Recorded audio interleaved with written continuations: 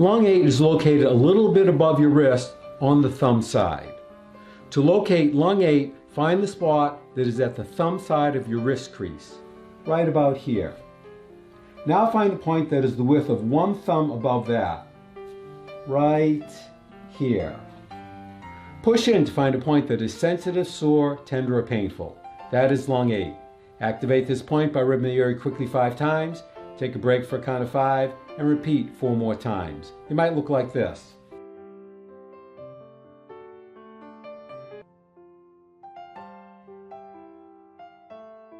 Or if you have a Tei Shin, it might look like this.